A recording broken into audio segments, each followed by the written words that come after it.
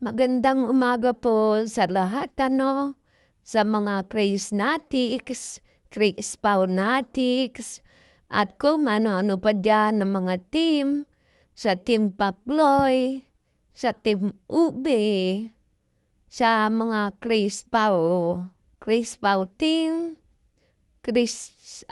Charismatic Solid. Kasi dami ko nakikita sa mga groups sa ganyan eh. Magandang umaga sa inyo lahat at magandang balita ito sa atin ang sipag na ng atin Baby Loves mag-upload. At ito nga sino pang hindi nanonood, manood na po kayo. At no skipping ads. Ako po tapos na, katulad lagi ng sinasabi ko, pag nag-upload ako talagang sabay-sabay yung 4 na phone ko with no skipping ads. At dito nga yung last na upload ni Baby Labs, nakasama niya, lola niya. Grabe, natutuwa talaga ako dito sa banding na maglola na ito. At talagang, pag nakikita ko si lola, naalala ko yung lola ko. Grabe talaga pag mga lola mapagmahal yan sa mga apo. At ito naman si Chris na kita naman natin kung gaano rin niya kamahal ang lola niya. Kita nyo, siya talaga yung nakatira doon, di ba? Natagpuan siya ni Sir Paul Shea, nakatira doon. Na talagang mahal na mahal niya ang lola niya. Naalala ko nung binigyan siya ni Sir Paul ng pera na 5,000, di ba? Binigay niya sa lola niya yung iba, tapos pinadala niya sa magulang niya yung iba. Binili niya ng pangailangan nila doon na lola niya. Nakakatuwa talaga. Gusto ko tong banding ng maglola na ito. At matatawa rin kayo dito, kung ano yung suot ni Bebe Loves na damit, Ito yung suot nung nag-teleserye sila doon ni Sir Paul. At maalala ko nga pala, siguro alam niyo naman na si Lola talaga ang unang-una na naging saksi ng teleserye nila ni Sir Paul. Teleserye man yan, o totoo, basta bahala na. Kinilig tayo at nasaktan. Basta malaga, okay na ang lahat. At nagpapasalamat pa nga pala ako dito kay kay MG, nakita niya, nag-comment siya dun sa post ko sa Facebook. Nakakatuwa. Natutuwa talaga ako dito kay MG na appreciate niya yung mga post ng mga tagahanga ni Bebe Labs ng mahusay family. Thank you, MG. Salamat sa iyo at napansin yung post ko. At dito nga magbigay tayo ng konting komento dito sa lola niya, tsaka kay Chris na.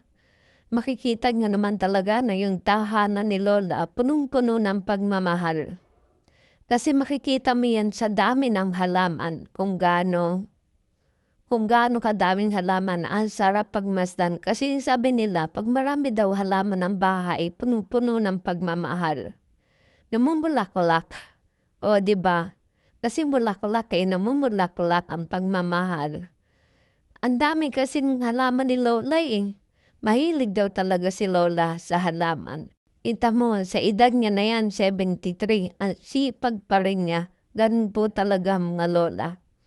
At salamat sa iyo, Bebe Loves, at pinampasaya mo talaga ang lola mo.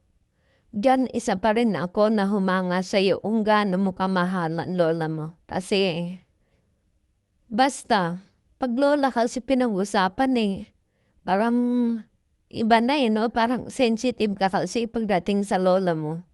Ganon din kasi ako. Kaya, salamat talaga. At dito nga magbasa tayo ng ibang comments dito na eto sa banding nila maglola. Eto, dami ko tawa sa nagbibinata. And nga pala yung pahuli ng nito dito. Sa pahuli sa last part na nito, matutuwa kay Chris na kasi ginagaya niya kasi yung AI. Ganon kasi yung AI yung nagbabasa ka. Parang walang feelings. 'Di ba? Galing yan talagang manggaya.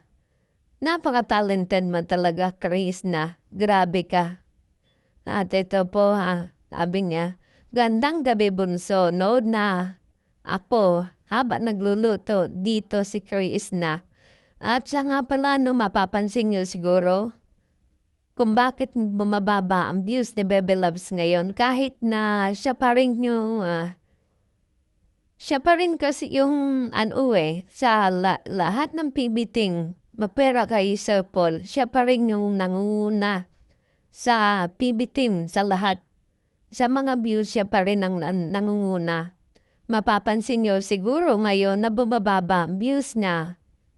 Siguro hindi natin kasi alam, 'di ba? Siguro lahat 'no, skipping ads nga para makatulong sa kanya. 'Di ba naman po 'pag, sa mga ads makikita naman ninyo ang tagal-tagal, grabe. Ganyan ako, Ang tagal-tagal ng ano, tagal-tagal ng ads. Sunod-sunod minsan. Kaya siguro ngayon bumabagal talaga yung views niya. Pero tuloy-tuloy pa rin tayo 'no, huwag tayo magsawa. Yung suporta natin talagang ibigay todo natin dito kay Chris na hanggang sa nabago niya ang kanyang buhay at yun naman talagang ating dinadasal.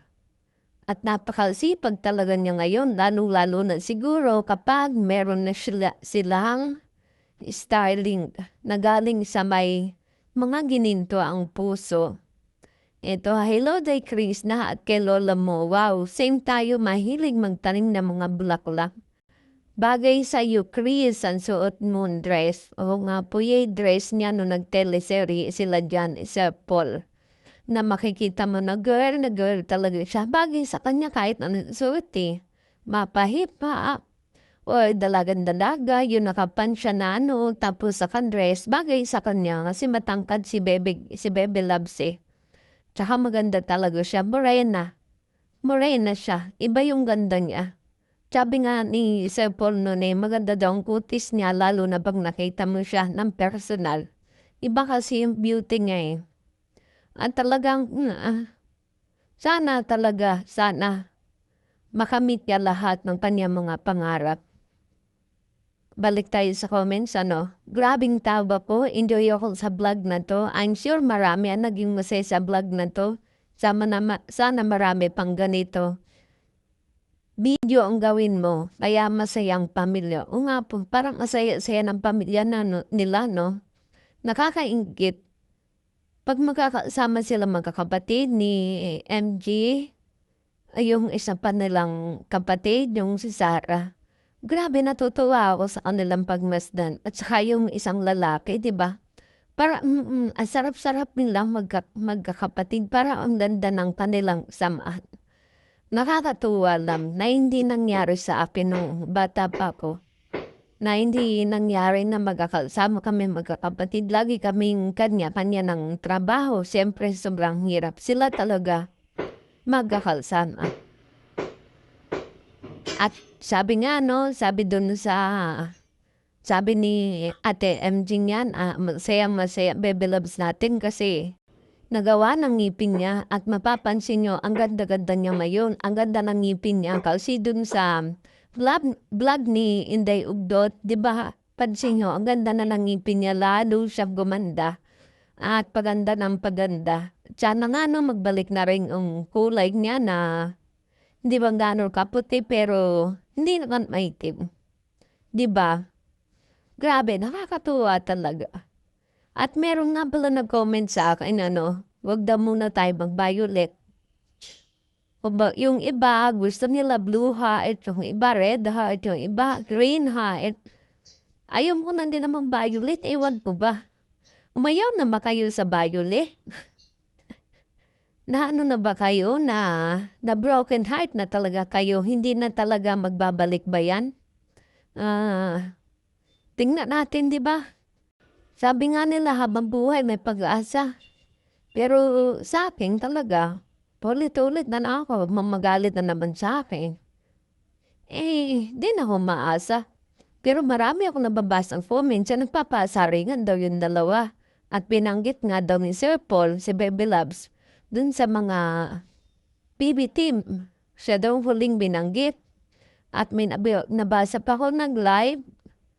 May napanood pa akong nag-live kay kumaring OFW na may nagsabi do'n na nung nag-live daw si Melvin, ay ito daw yung batang si Mike. Nagtatawagan sila ni Chris na hindi ko alam ano, na minarites ko lang yun, na marites ko lang doon kay kumaring OFW na may nag-comment. Hindi ko alam kasi nga talagang hindi ako nanonood. Focus ako dito kay Bebe Lambs. At saka minsan talaga nanonood ako kay Sir Paul. Minsan lang.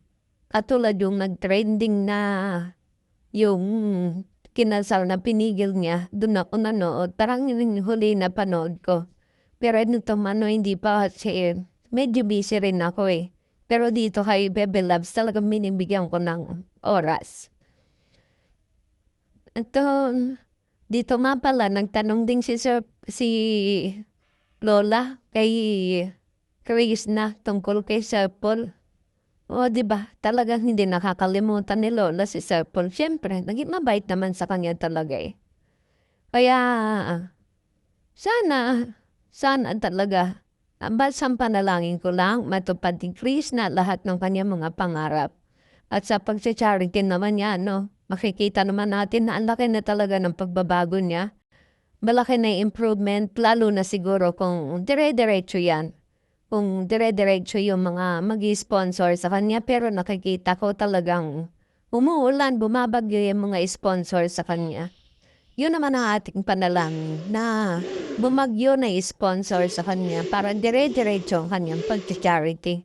Lagi nating ipinapanalangin ang pagbabago ng buhay ni Chris na pagbabago para sa kabutihan at para sa kanyang mga pangarap.